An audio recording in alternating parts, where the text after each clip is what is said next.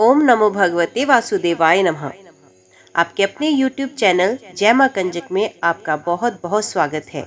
श्रीमद् भागवत पुराण की कथाओं को आगे बढ़ाते हुए आज की कथा का आरंभ हम दीति का गर्भधारण अध्याय से करेंगे।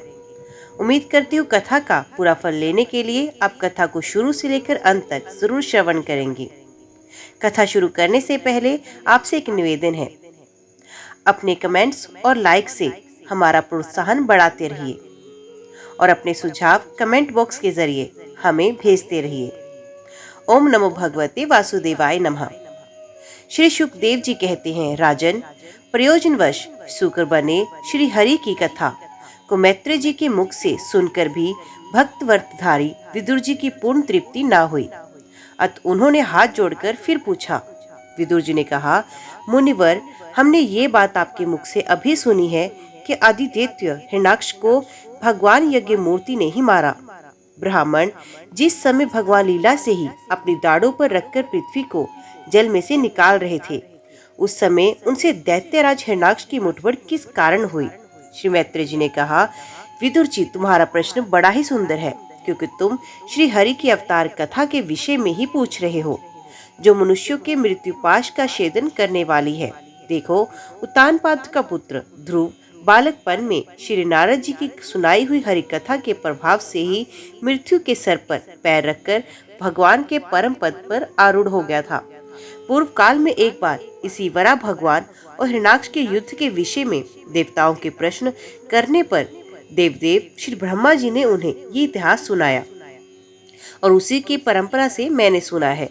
विदुर जी, एक बार दक्ष की पुत्री दीति ने पुत्र प्राप्ति की इच्छा से कामातुर होकर सायंकाल के समय ही अपने पति मर्ची नंदन कश्यप जी से प्रार्थना की। उस समय कश्यप जी खीर की आहुतियों द्वारा अग्निजिन भगवान यज्ञपति की आराधना कर सूर्यास्त का समय जान अग्निशाला में ध्यानग्रस्त हो रहे थे। दीति ने कहा, विद्वान, मतवाला हाथी जैसे केले के वृक्ष को मसल डालता है, उसी प्रकार ये प्रसिद्ध धनुर्धर कामदेव मुझ अबला पर जोर जताकर आपके लिए मुझे बेचैन कर रहा है। अपनी पुत्रवती सोतों की सुख समृद्धि को देखकर मैं ईर्ष्या की आग में जल रही हूँ। अतः आप मुझ पर कृपा करें, आपका कल्याण हो। जिनके गर्भ से आप जैसा पति पुत्र रूप से उत्पन्न होता है, वे ही स्त्रियां अपने पतियों से सम्मानिता समझी जाती हैं। उनका सुयश संसार से सर्वत्र फैलता है। हमारे पिता प्रजापति दक्ष का अपनी पुत्री पर बड़ा स्नेह था। एक बार उन्होंने हम सबको अलग अलग बुलाकर पूछा कि तुम किसे अपना पति बनाना चाहती हो। वे अपनी संतान की सब प्रकार की चिंता रखते थे। अतः हमारा भाव जानकर उन्होंने उनमें से हम 13 पुत्रियों को, जो आपके गुण स्वभाव के अनुरूप थी, आपके साथ विवाह दिया। अतः मंगल मूर्ते कमल नयन, आप मेरी इच्छा पूर्ण कीजिए, क्योंकि हे महत्तम, आप जैसे महापुरुषों के पास दिनजनों का आना निष्फल नहीं होता। विदुर जी, दीति कामदेव के वेग से अत्यंत बेचैन और बेबस हो रही थी। उसने इसी प्रकार बहुत सी बातें बनाते हुए दीन होकर कश्यप जी से प्रार्थना की।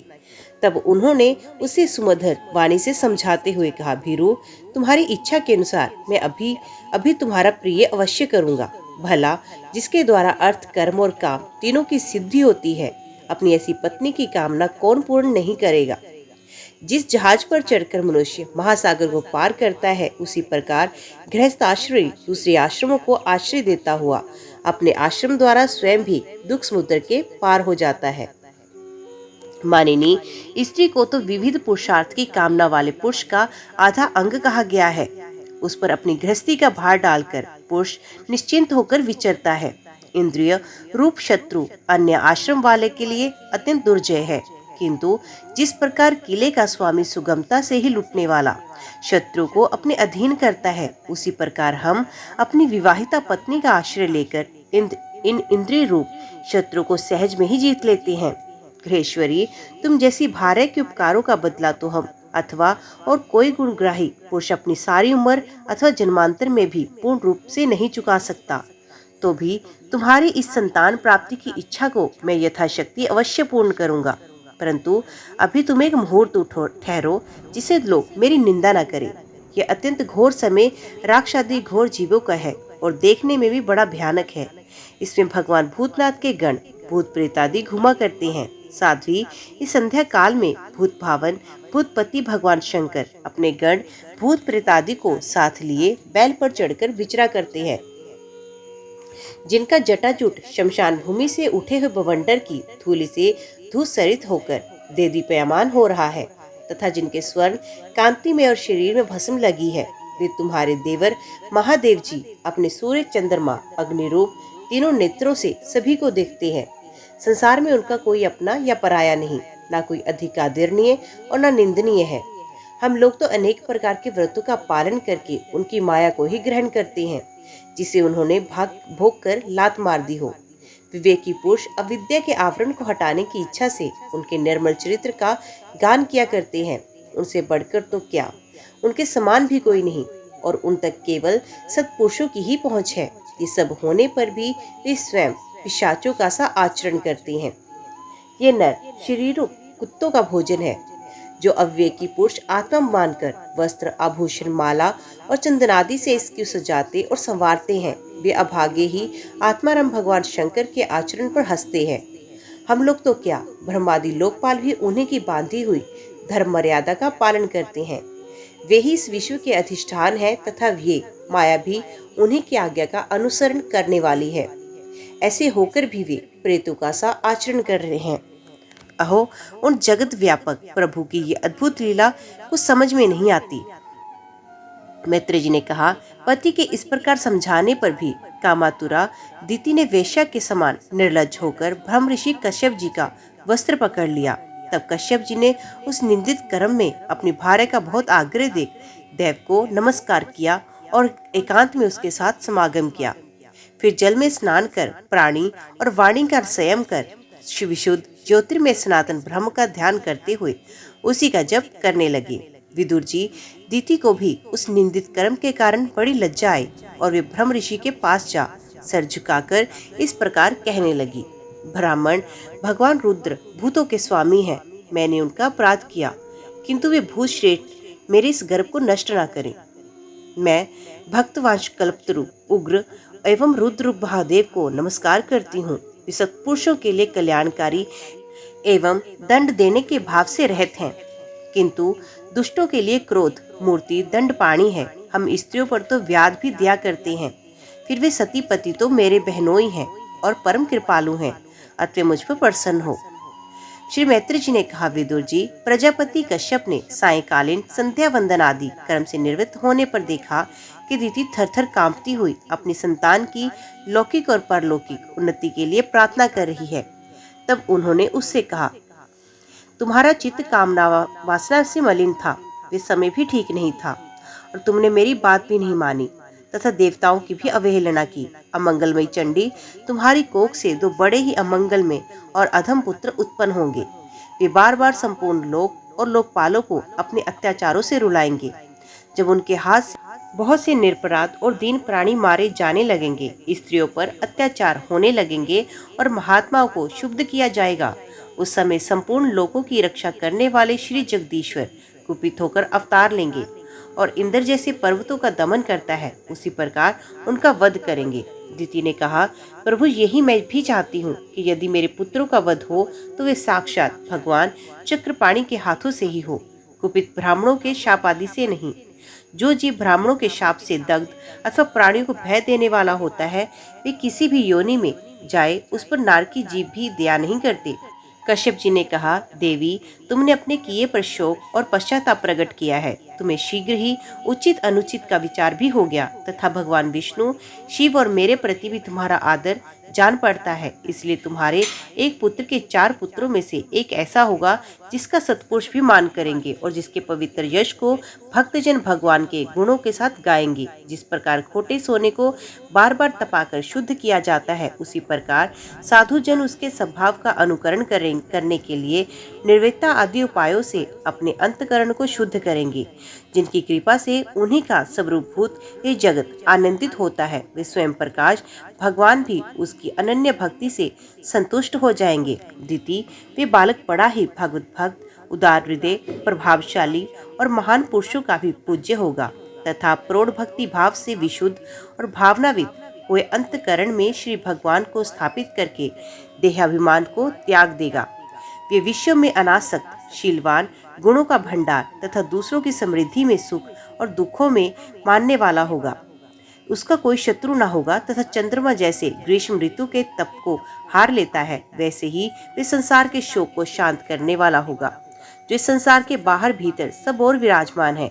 अपने भक्तों की इच्छा अनुसार समय समय पर मंगल विग्रह प्रकट करते हैं और लक्ष्मी रूप लावण्य मूर्ति ललना की भी शोभा बढ़ाने वाले हैं तथा जिनका मुखमंडल छिलमिलाते हुए कुंडलों से सुशोभित है। उन परम पवित्र कमल नयन श्री हरि का तुम्हारे पुत्र का प्रत्यक्ष दर्शन होगा। श्री मैत्री जी कहते हैं, विदुर जी, दिति ने जब सुना कि मेरा पुत्र भगवान का भक्त होगा तब उसे बड़ा आनंद हुआ तथा ये जानकर कि मेरे पुत्र साक्षात श्री हरि के हाथों मारे जाएंगे, उसे और भी अधिक उत्साह हुआ। श्री मैत्री जी ने कहा, विदुर जी, दिति को अपने पुत्रों से देवताओं को कष्ट पहुंचाने की आशंका थी, इसलिए अपने दूसरों के तेज का नाश करने वाले उस कश्यप जी के तेज को 100 वर्षों तक अपने उदर में रखा। उस गर्भस्थ तेज से ही लोकों में सूर्यादि का प्रकाश क्षीण होने लगा तथा इंद्रादि लोकपाल भी तेजोहीन हो गए। तब उन्होंने ब्रह्मा जी के पास जाकर कहा कि सब दिशाओं में अंधकार के कारण बड़ी अवस्था हो गई है। देवताओं ने कहा, भगवान, काल आपकी ज्ञान शक्ति को कुंठित नहीं कर सकता, इसलिए आपसे कोई बात छिपी नहीं है। आप इस अंधकार के विषय में भी जानते ही होंगे। हम तो इससे बड़े ही भयभीत हो रहे हैं। देवादिदेव अब जगत के रचयिता और समस्त लोकपालों के मुक्तमणि हैं। अब छोटे बड़े सभी जीवों का भाव जानते हैं। देव, आओ, विज्ञान बल संपन्न है। अपने माया से ही चतुर्भुज रूप और रजोगुण स्वीकार किया। आपकी उत्पत्ति के वास्तविक कारण को कोई नहीं जान सकता। हम आपको नमस्कार करते हैं। आप में संपूर्ण भवन स्थित हैं। कार्य कारण रूप सारा प्रपंच आपका ही शरीर है, किंतु वास्तव में आप इससे परे हैं। जो समस्त जीवों की उत्पत्ति स्थान आपका अनन्य भाव से ध्यान करते हैं, उन सिद्ध योगियों का किसी प्रकार भी वास नहीं हो सकता, क्योंकि वे आपके कृपा कटाक्ष के कृत्य हो जाते हैं तथा प्राण, इंद्रिय और मन को जीत लेने के कारण उनका योग भी परिपक्व हो जाता है। रस्सी में बंधे हुए बैलों की भांति आपकी वेदवाणी से जकड़ी हुई सारी प्रजा आपकी अधीनता में नियम पूर्वक कर्मानुष्ठान करके आपको बल समर्पित करती है। आप सबके नियंता मुख्य प्राण है। हम आपको नमस्कार करते हैं। भूमन, इस अंधकार के कारण दिन रात का विभाग अस्पष्ट हो जाने से लोगों के सारे कर्म लुप्त होते जा रहे हैं, जिससे वे दुखी हैं। उनका कल्याण कीजिए। हम शरणागतों की ओर अपनी अपार दया दृष्टि से निहारिए। देव, आग जिस प्रकार ईंधन पकड़कर बढ़ती है, उसी प्रकार कश्यप जी के वीर्य से स्थापित हुआ ये दिति का गर्भ सारी दिशाओं को अंधकारमय करता जा रहा है। श्री मैत्री जी कहते हैं, महाबाहु, देवताओं की प्रार्थना सुनकर भगवान ब्रह्मा जी हंसे और उन्हें अपनी मधुर वाणी से आनंदित करते हुए कहने लगे, देवताओं, तुम्हारे पूर्वज मेरे मानस पुत्र सनकादि लोगों की आसक्ति त्याग कर समस्त लोकों में आकाश मार्ग से विचरा करते थे। एक बार वे विष्णु भगवान के शुद्ध सत्व मय सब लोकों के शिरोभाग में स्थित वैकुंठ धाम में जा पहुंचे। वहां सभी लोग विष्णु रूप होकर रहते थे और वे प्राप्त भी उन्हीं को होता है जो अन्य सब प्रकार की कामनाएं छोड़कर केवल भगवत चरण शरण की प्राप्ति के लिए ही अपने धर्म द्वारा उनकी आराधना करते हैं। वहाँ वेदांत प्रतिपाद्य धर्म मूर्ति श्री आदि नारायण हम अपने भक्तों को सुख देने के लिए शुद्ध सत्वमय रूप धारण कर हर समय विराजमान रहते हैं। उस लोक में ने श्रेष्ठ नाम का एक वन है, जो मूर्तिमान केवल्य सा ही जान पड़ता है। वे सब प्रकार की कामनाओं को पूर्ण करने वाले वृक्षों से सुशोभित है, जो स्वयं हर समय 6 ऋतुओं की शोभा से संपन्न रहते हैं। वहाँ विमानचारी गंधर्वगण अपनी प्रियाओं के साथ अपने प्रभु की पवित्र लीलाओं का गान करते हैं, जो लोगों की संपूर्ण पाप राशि को भस्म कर देने वाली है। उस समय सरोवर में खिली हुई मकरंदपूर्ण वास्तविक माधवी लता की सुमधुर गंध उनके चित्त को अपनी ओर खींचना चाहती है, परंतु वे उसकी ओर ध्यान नहीं देते, वरना उस गंध को उड़ाकर लाने वाले वायु को ही भला बुला कहते हैं। जिस समय ब्रह्मराज ऊंचे स्वर से गुंजार करते हुए मानो हरि कथा का गान करते हैं, उस समय थोड़ी देर के लिए कबूतर, कोयल, सारस, चकवे, पपीहे, हंस, तोते, तीतर और मोरों का कोलाहल बंद हो जाता है, मानो वे भी उस कीर्तनानंद में विशुद्ध हो जाते हैं। श्री हरि तुलसी से अपने शिव विग्रह को सजाते हैं और तुलसी की गंध का ही अधिक आदर करते हैं।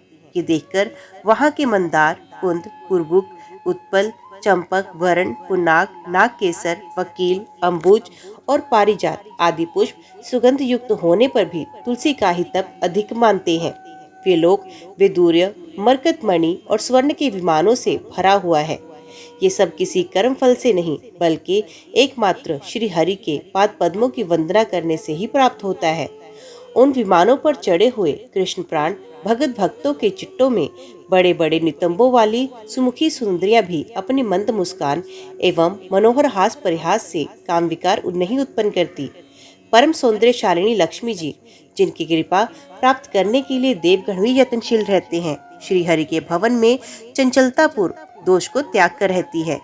जिस समय अपने चरण कमलों के नुपुरों की झनकार करती हुई वे अपना लीला कमल घुमाती है, उस समय उस कनक भवन की स्फटिक में दीवारों में उनका प्रतिबिंब पड़ने से ऐसा जान पड़ता है मानो उन्हें बुहार रही हो।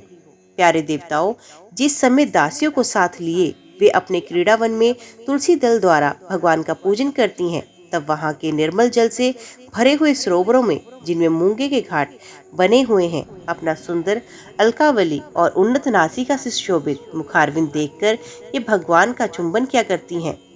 यो जानकर उसे बड़ा सौभाग्यशाली समझती हैं। जो लोग भगवान की पापहारिणी लीला कथाओं को छोड़कर बुद्धि को नष्ट करने वाली अर्थ काम संबंधी अन्य निंदित कथाएं सुनते हैं, वे इस वैकुंठ लोक में नहीं जा सकते। हाय, जब वे अभागी लोग इस सारीन बातों को सुनते हैं, तब ये उनके पुण्य को नष्ट कर उन्हें आश्रयहीन घोर नरकों में डाल देती है। आहा, इस मनुष्य योनि की बड़ी महिमा है। हम देवता लोग भी इसकी चाह करते हैं। इसमें तत्व ज्ञान और धर्म की प्राप्ति होती है। इसे पाकर भी जो लोग भगवान की आराधना नहीं करते, वे वास्तव में उनकी सर्वत्र फैली हुई माया से ही मोहित हैं। देवादिदेव श्री हरि का निरंतर चिंतन करते रहने के कारण जिनसे यमराज दूर रहते हैं, आपस में प्रभु के सुयश की चर्चा करने पर अनुराग जन्य विहलत्वावश जिनके नेत्रों से अविरल अश्रुधारा बहने लगती है तथा शरीर में रोमांच होता है और जिनके सहशील स्वभाव की हम लोग भी इच्छा करते हैं, ये परम भागवत हमारे लोकों से ऊपर उस वैकुंठ धाम में जाते हैं। जिस समय सनकादि मुनि विश्व गुरु श्री हरि के निवास स्थान संपूर्ण लोगों के वंदनीय और श्रेष्ठ देवताओं के विचित्र विमानों से विभूषित उस परम दिव्य और अद्भुत वैकुंठ धाम में अपने योग बल से पहुंचे, तब उन्हें बड़ा आनंद हुआ। भगवत दर्शन की लालसा से अन्य दर्शनीय सामग्री की उपेक्षा करते हुए वैकुंठ धाम की 6 ड्योढ़ियां पार करके जब वे 7वीं पर पहुंचे, तब उन्हें हाथ में गदा लिए 2 समान आयु वाले देवश्रेष्ठ दिखाई दिए, जो बाजूबंद, कुंडल, किरीट आदि अनेकों अमूल्य भूषणों से अलंकृत थे। उनकी 4 श्यामल भुजाओं के बीच ये मतवाले मधुकारों से गुंजायमान वनमाला सुशोभित थी तथा बाकी भौहें, फड़कते हुए नासकरंध्र और अरुण नयनों के कारण उनके चेहरे पर कुछ शोभ के से चिन्ह दिखाई दे रहे थे। उनके इस प्रकार देखते रहने पर भी वे मुनिगण उनके बिना कुछ पूछताछ किए जैसे स्वर्ण और वज्र में किवाड़ों से युक्त पहली 6 ड्योढ़ी लांग कर आए थे, उसी प्रकार उनके द्वार में भी घुस गए। उनकी दृष्टि तो सर्वत्र समान थी और निशंक होकर सर्वत्र बिना किसी रोक टोके विचरते थे। वे चारों कुमार पूर्ण तत्व थे तथा ब्रह्मा की सृष्टि से आयुध में सबसे बड़े होने पर भी देखने में 5 वर्ष के बालकों में जान पड़ते थे और दिगंबर व्रती रहते थे। उन्हें इस प्रकार निसंकोच रूप से भीतर जाते देख उन द्वारपालों ने भगवान के शील स्वभाव के विपरीत सनकादि के तेज की हंसी उड़ाते हुए उन्हें बेंत अड़ार कर रोक दिया, यद्यपि वे ऐसे दुर्व्यवहार के योग्य नहीं थे।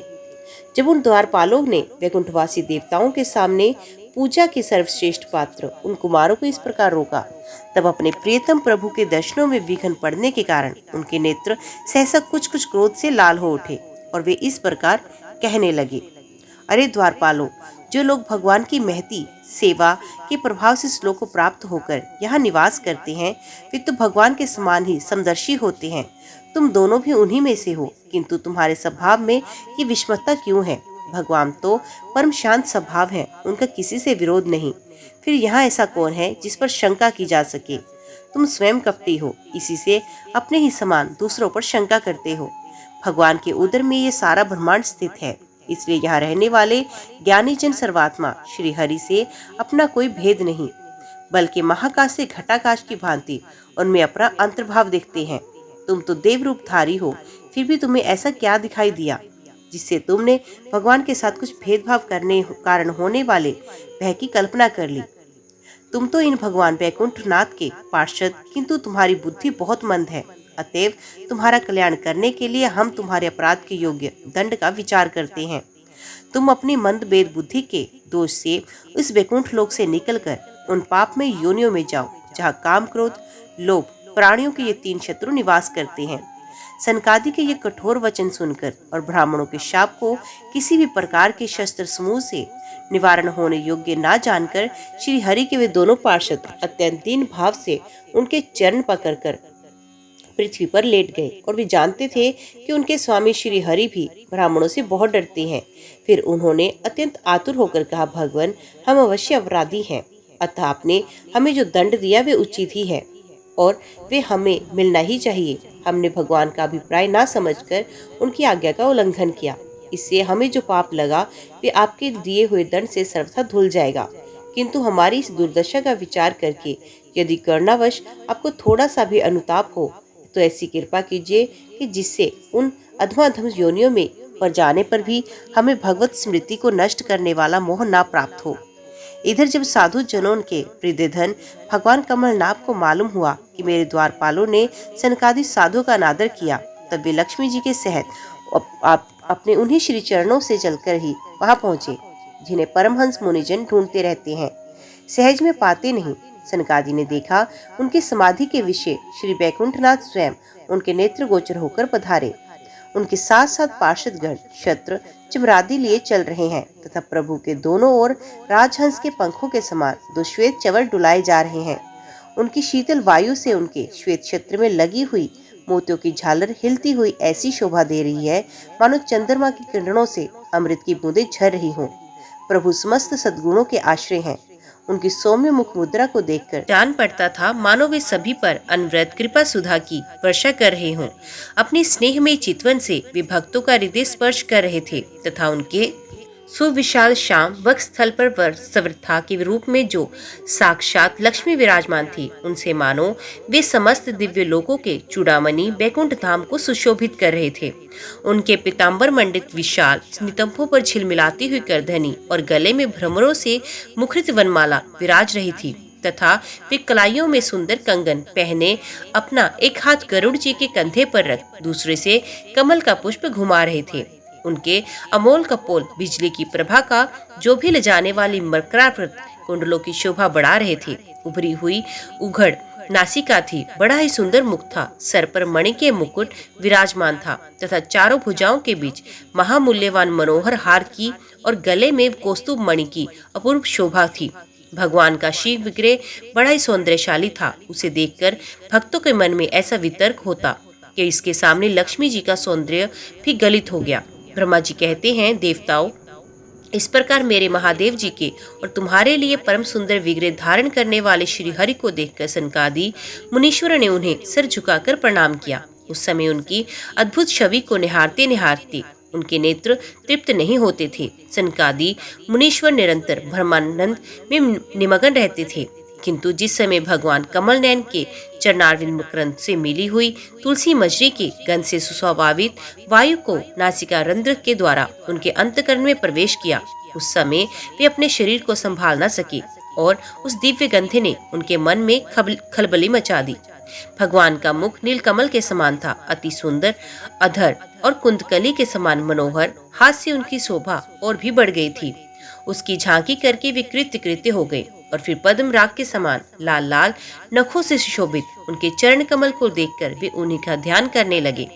इसके पश्चात वे मुनिगण अन्य साधनों से सिद्ध न होने वाली स्वाभाविक अष्ट सिद्धियों से संपन्न श्री हरि की स्तुति करने लगे, जो योग मार्ग द्वारा मोक्ष पद की खोज करने वाले पुरुषों के लिए उनके ध्यान का विषय अत्यंत आदरणीय और नैनानंद की वृद्धि करने वाले पुरुष रूप प्रकट करते हैं।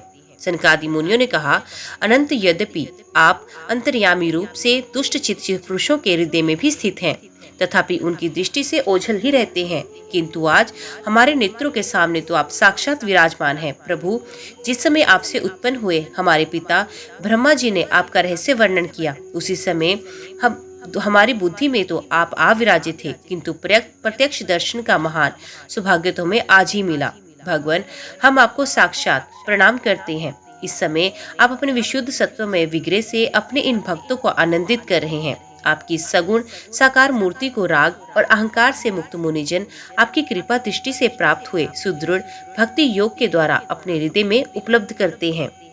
प्रभु, आपको सुयश अत्यंत कीर्तन और सांसारिक दुखों की निवृत्ति करने वाला है। आपके चरणों की शरण में रहने वाले जो महाभाग आपकी कथाओं में के रसिक हैं, वे आपके अत्यंत प्रसाद मोक्ष पद को कुछ अधिक नहीं गिनते। फिर जिन्हें आपकी जरा सी टेढ़ी भौं भी भयभीत कर देती है, उन इंद्रपद आदि अन्य भोगों के विषय में तो कहना ही क्या। भगवान, यदि हमारा चित्त भोरे की तरह आपके चरण कमलों में ही रमण करता रहे, हमारी वाणी तुलसी के समान आपके चरण संबंध से सुशोभित हो और हमारे कान आपकी सुयश सुधा से परिपूर्ण रहे, तो अपने पापों के कारण भले ही हमारा जन्म नरकादि योनियों में हो, इसकी हमें कोई चिंता नहीं। विपुल कृति प्रभु, आपने हमारे सामने जो ये मनोहर रूप प्रकट किया, उससे हमारे नेत्रों को बड़ा सुख मिला। विषय सक्त अचिंत्य पुरुषों के लिए इसका दृष्टिगोचर होना अत्यंत कठिन है। आप साक्षात भगवान हैं और इस प्रकार स्पष्ट हमारे नेत्रों के सामने प्रकट हुए हैं। हम आपको प्रणाम करते हैं। ओम नमो भगवते वासुदेवाय नमः। आज की वीडियो में इतना ही। उम्मीद करती हूँ वीडियो आपको पसंद आई होगी। वीडियो पसंद आई हो तो वीडियो को लाइक और चैनल को सब्सक्राइब जरूर कीजिएगा। जय श्री हरि लिखकर कमेंट बॉक्स में अपनी हाजिरी लगवाना ना भूलिएगा। तो मिलते हैं अगले अध्याय के साथ। तब तक के लिए देखते व सुनते रहिए। जय मां कंजक, जय माता दी।